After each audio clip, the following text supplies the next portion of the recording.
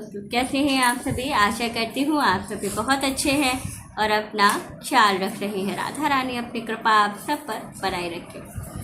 दोस्तों, आज हम 26 जुलाई सिंधारा दूज की बात करने वाले हैं। सिंधारा दूज पर महिलाओं के लिए कुछ 5 उपाय ऐसे बताऊंगी जिसको करने से उन्हें अखंड सौभाग्य का वरदान, साथ ही माँ लक्ष्मी की विशेष कृपा और दूसरा मनोकामना पूर्ति का भी उनको लाभ होगा। क्या करना है, ये सारे उपाय जो बताऊंगी ये गुरुजी पंडित प्रदीप मिश्रा जी ने अपनी वीडियो में बताया है।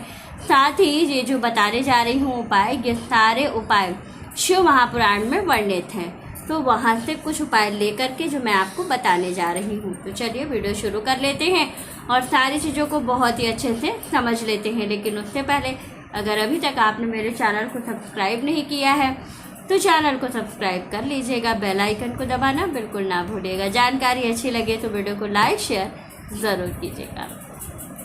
सबसे महत्वपूर्ण चीज़, सिंधारा दूज 26 जुलाई को पड़ रही है। दिन शनिवार है। शनिवार के दिन विशेष रूप से शनिदेव की आराधना की जाती है, हनुमान जी की आराधना की जाती है और साथ ही हम शिव जी की भी आराधना करते हैं।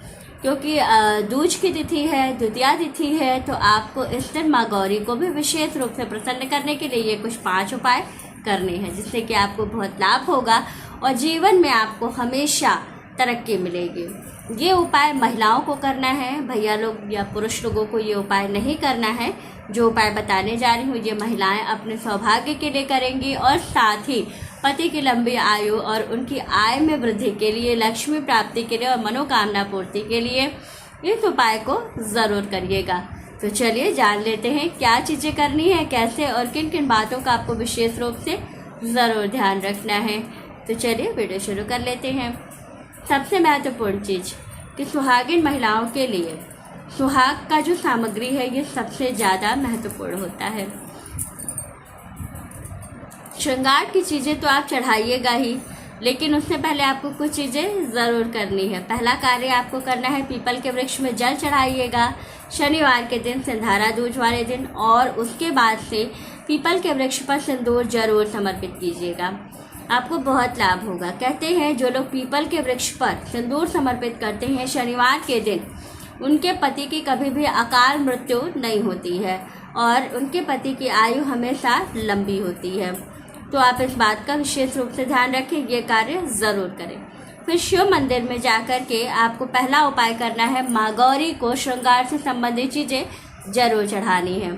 दूसरा उपाय है कि आपको नारियल, जो जलदार नारियल होता है, वो माँ गौरी को जरूर समर्पित करना है। तीसरा उपाय है सिंदूर का। माँ को सिंदूर नया खरीद करके जरूर चढ़ाइएगा, बहुत लाभ होता है। जो लोग सिंदूर नया खरीद करके माँ को समर्पित करते हैं और फिर उसी सिंदूर से स्वयं सिंदूर हमेशा लगाते हैं, उनका सौभाग्य, जैसे माँ गौरी का सौभाग्य अखंड था वैसे ही आपका भी बना रहता है। चौथी चीज़ है अनार।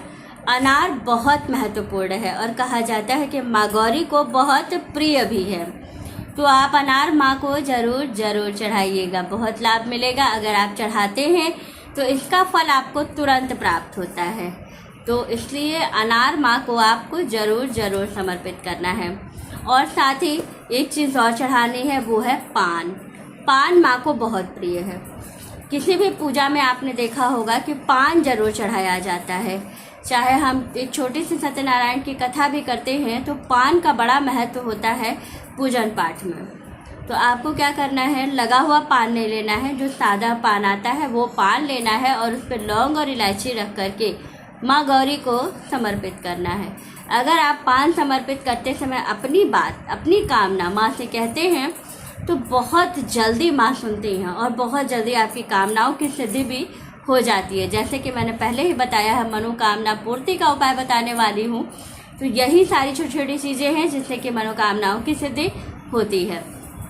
इसके साथ ही आपको शंकर जी को कुछ चीज़ें जरूर चढ़ानी है, जैसे कि आपको शंकर जी को काली तिल वाले जल से स्नान कराना है या उनका अभिषेक करना है। साथ ही शिव जी को आपको अपराजिता या नीलकंठ का माला या फूल जरूर चढ़ाना है। साथ ही आंकड़े का फूल अगर मिल जाता है, या जिसे मंदार वाला भी कहा जाता है, अगर वो मिल जाता है तो ज़रूर चढ़ाइएगा। पीपल का वृक्ष लीजिएगा, पीपल का एक पत्ता लीजिएगा और पीपल के पत्ते पर आपको थोड़ी सी काली तिल और चावल रख करके शिव जी पे उलट के चढ़ा देना है। अपनी इच्छा, अपनी बात, अपनी समस्या, अपने पति की लंबी आयु की कामना कहते हुए आपको वो चीज़ चढ़ा देनी है। इतना करने मात्र से आपको जीवन में तुरंत तरक्की दिखनी शुरू हो जाएगी और जीवन में लाभ होना भी शुरू हो जाएगा। तो ये सारे छोटे बड़े उपाय हैं जिनको ज़रूर कीजिएगा। ये सारा कुछ आप अगर शिव महापुराण उठाकर देखेंगे तो सारी चीज़ें शास्त्रों में वर्णित हैं और ये बहुत लाभ देती हैं। तो ज़रूर कीजिएगा।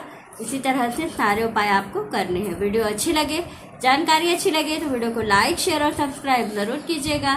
और माँ गौरी के लिए आप हर हर महादेव का एक कमेंट ज़रूर कीजिएगा। राधे राधे दोस्तों।